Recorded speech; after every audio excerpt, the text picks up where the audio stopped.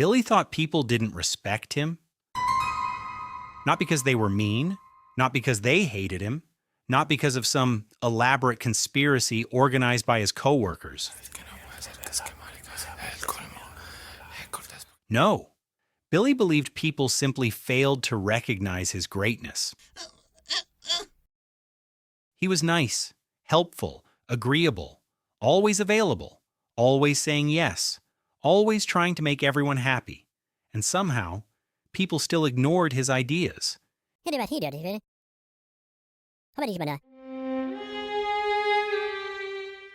Interrupted him constantly, asked for favors, forgot his boundaries existed.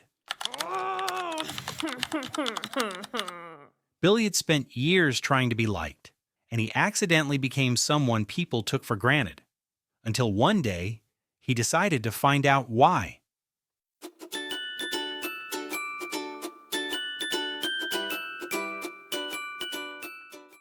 Chapter 1. The terrifying difference between liked and respected. Most people make the same mistake Billy made.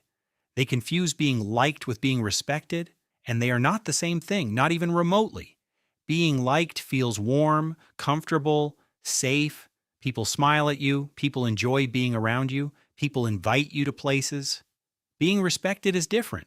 People listen when you speak, people trust your judgment, people take your boundaries seriously, people remember what you say.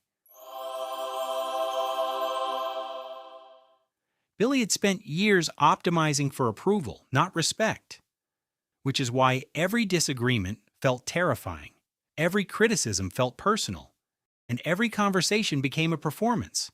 Because if everyone has to like you, you can never be honest. Chapter 2. The Silence Experiment.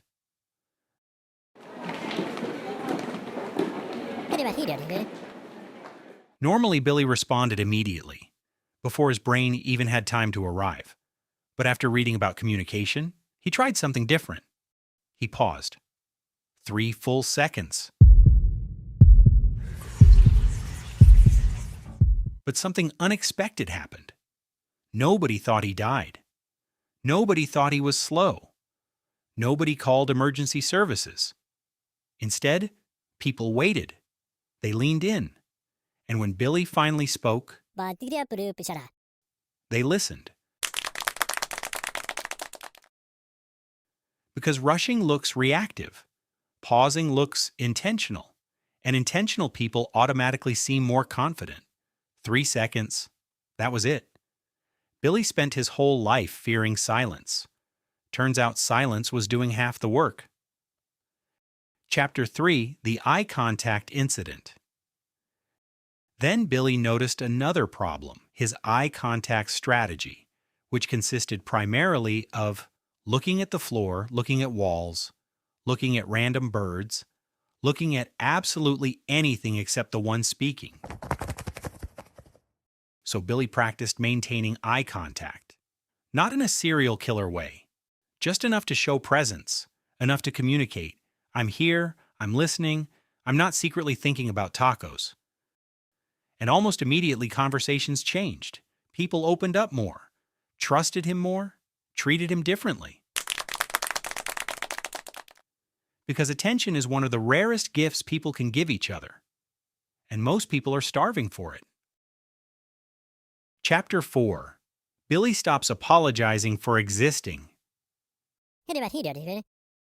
Billy stopped. Because he noticed something horrifying. He apologized before almost every opinion, every suggestion, every question, every thought, as if his ideas were entering the room on probation. So he tried an experiment. Instead of saying, I might be wrong, but he said, here's what I think. Instead of saying, this is probably dumb, he simply shared the idea. No disclaimer, no warning label, no pre-installed self-destruction sequence. And suddenly, people treated his opinions like opinions instead of treating them like apologies. Good job! Chapter 5. The Broken Promise Problem.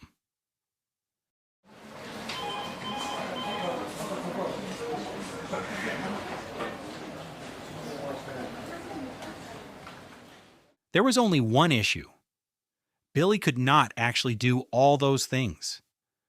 For years, he thought respect came from saying yes.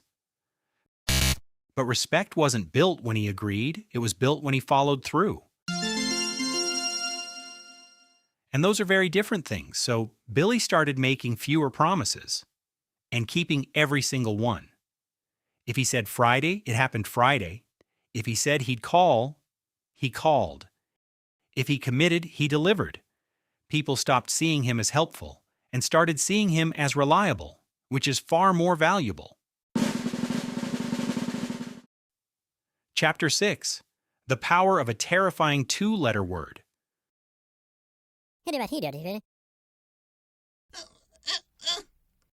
Previously, Billy would have said yes, then become secretly resentful, then complain internally for 6 business days. No, Kevin. But this time, he tried something radical. Nothing happened. No riots, no public outrage, no helicopters. The world continued functioning normally. Because healthy people understand boundaries, and people who get angry when you have boundaries are usually the reason you need them. Every time Billy protected his time became more valuable. And strangely enough, other people started treating it that way too. Chapter 7. The Thing That Changed Everything. Billy didn't know. Normally, he would have invented something. A confident-sounding answer assembled from scraps of information and pure optimism. But instead, he said, and then he added. That was the moment everything changed. Because Billy discovered a secret. The most respected people aren't the ones pretending to know everything. They're the ones confident enough to admit when they don't. People trust honesty even when honesty sounds uncertain. They do not trust certainty that turns out to be fake. And trust is respect's older, stronger sibling. Chapter 8. Billy finally understands. Months later, something strange happened. Nobody announced it. Nobody sent an email. Nobody held a ceremony. But people started listening, asking for his opinion, respecting his boundaries, taking his words seriously. And Billy finally realized why.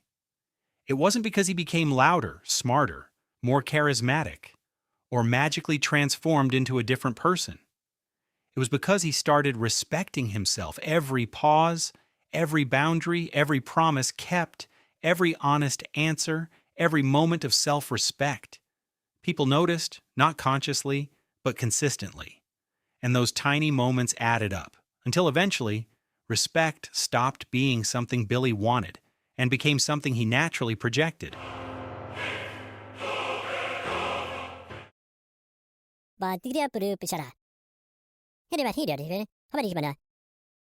No guilt, no apology, no panic, just clarity. Billy is not perfect. He still sometimes doubts or secretly compares himself to others. But now he understands something most people never learn. Respect isn't something you convince people to give you. It's something you teach people through your actions. And the lesson always starts the same way. Respect yourself first,